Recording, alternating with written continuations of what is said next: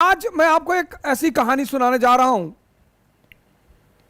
जिस कहानी ने पूरी दुनिया को बदल डाला। दुनिया की अर्थव्यवस्था को बदल डाला, दुनिया की राजनीति को बदल डाला, दुनिया के समाज को बदल डाला, दुनिया में धर्म को बदल डाला।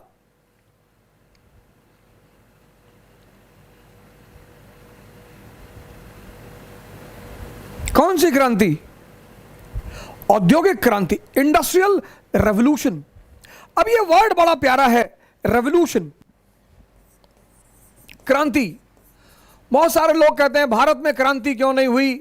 भारत में कैसे होगी क्रांति?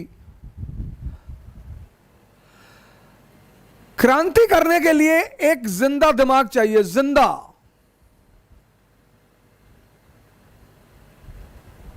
मैं बार बार आपसे कहता हूं ना, अलाइव माइंड, अलाइव। दुनिया में बस दो तरह के मन हैं, एक डेड, एक अलाइव।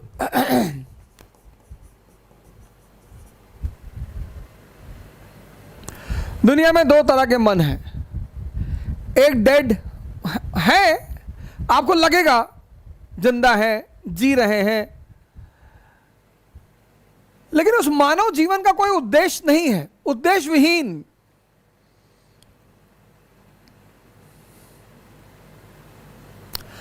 क्रांति करने के लिए एक जिंदा दिमाग की आवश्यकता होती है। और इस देश के में कई सारे पहलू हैं उसके।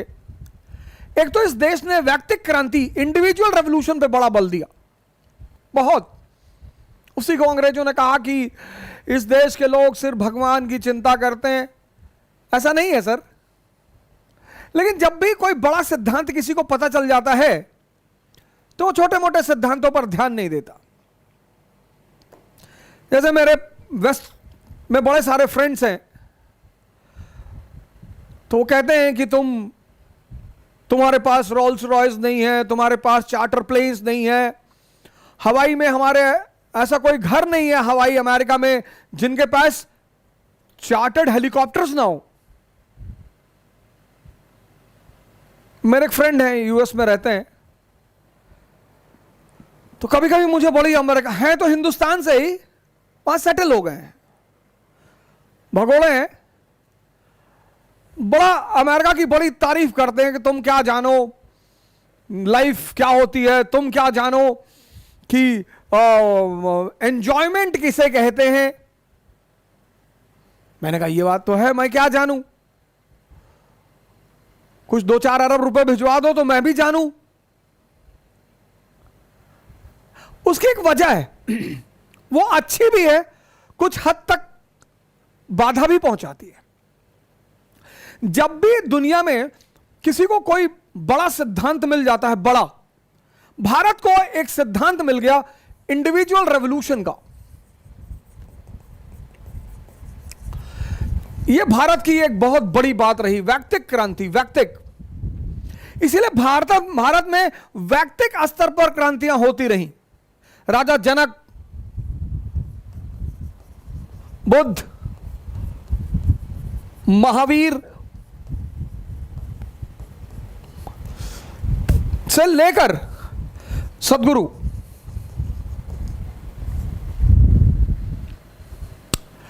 तो जब इन लोगों ने ब्रह्मांड को पा लिया, ब्रह्म को, फार्मूला जान लिया, तो ये छोटी मोटी क्रांतियों में पड़े ही नहीं।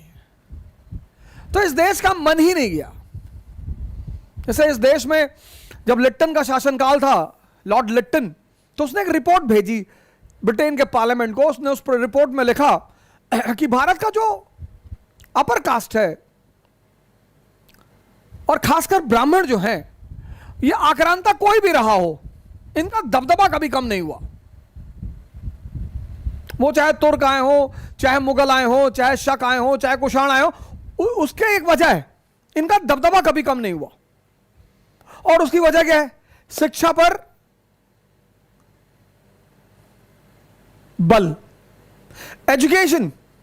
और यही बात डॉक्टर अंबेडकर भी कहते हैं। डॉक्टर अंबेडकर को यह बात समझ में आ गई कि ज्ञान से बड़ा कोई अस्त्र ही नहीं। लेकिन ज्ञान नौकरी करने के लिए नहीं है। नौकरी की जा सकती है, इतना बुरा भी नहीं है। ज्ञान गुलामी नहीं करने देगा। वो मालिक से भी लड़ जाएगा, जिसके साथ काम कर रहा है उससे भी लड़ जाएगा।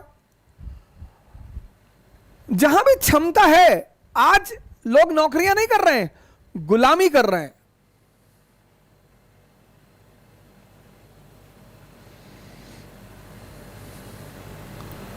मतलब जो प्राइवेट कंपनियों के मालिक होते हैं वो तो धमकी देते हैं सीधे सीधे, I will kick you out. You, अरे सर मजाक कर रहे हो। अच्छा, बहुत लोगों के साथ उन्होंने ऐसा किया है, लोग गिड़गिड़ाए हैं उनके सामने। सर हम तो मध्यम वर्ग के बेटे हैं सर, हम कौन सा मुगल खानदान से थे सर, हम स्लीपर क्लास में भी चले हैं सर, हम साइकिल पे भी चले, हम डेली 50 किलोमीटर साइकिल चलाते हैं सर। हमें पता है कि जीवन जीने का सबसे अहम सूत्र है मेहनत, श्रम। इसलिए हिंदुस्तान में एक वर्ड है श्रमण। समझिएगा, मैं आपसे बार बार यह बनने के लिए कहता हूं श्रमण, श्रमिक नहीं। श्रमिक मतलब श्रमिक और श्रमण, पश्चिम की जो एजुकेशन है वो श्रमिक बनाती है, श्रमिक, लेबरर्स, लेबरर्स। कुछ अच्छे लेबर, कुछ बुरे लेबर। तो किसी कंपनी का सीईओ है तो टाई वाई लगा के जाता है एकदम, हो गुड मॉर्निंग सर, लेकिन है नौकर ही। मैं एक संस्था में काम करता था तो लोग हमसे कहते थे आकर कि you whatever you what you say, sir sir sir sir is listening. अरे मैंने कहा तो मैं कौन सा बुरा बोलता हूं, गलत बोलता हूं, सही तो बोलता हूं।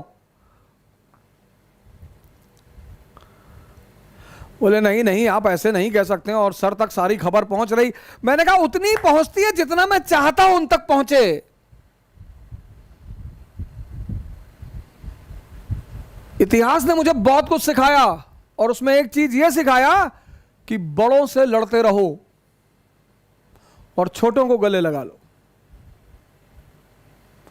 बड़ों से लड़ते रहोगे वो तुम्हें दुत्कारते रहेंगे, वो जब तक तुम्हें दुत्कारते रहेंगे, और अगर तुम जिंदा हो तो तुम्हारा अहम उठकर खड़ा होता रहेगा, और वो अहम तुम्हारी ताकत बन जाएगा।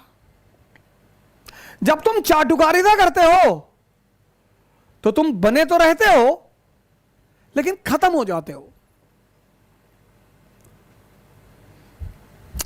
मैं इस देश के अच्छे अच्छे नेताओं से मिलता ही रहता हूं,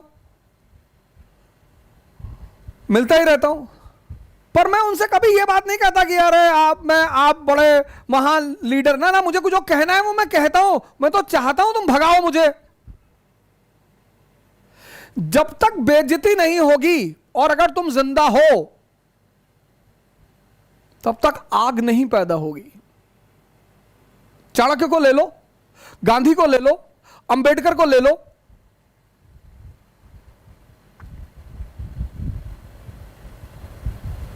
ये श्रमिक मजदूर डिजायर पे टहलते हैं, वैगनार में ये सब मजदूर हैं सर।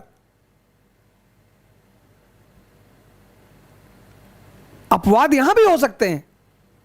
आजकल चूंकि इस देश में यह धारा बहती रहती है संतों की, तो बहुत सारे श्रमण भी मौजूद हैं। ऐसा नहीं कि सभी श्रमिक हैं, ज्यादातर श्रमिक हैं, इसलिए देश परेशान है। श्रमण मतलब अब श्रमण भी प्राइवेट सेक्टर में काम करते हैं।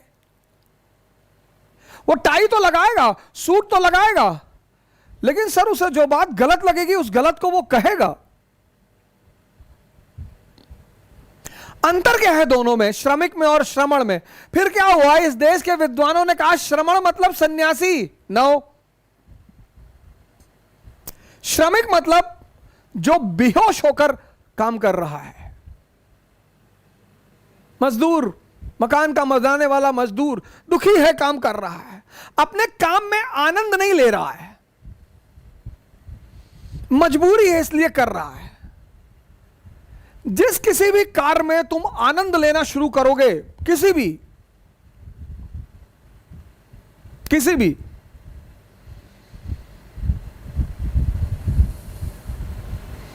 वो तुमको खुदा बना देगा।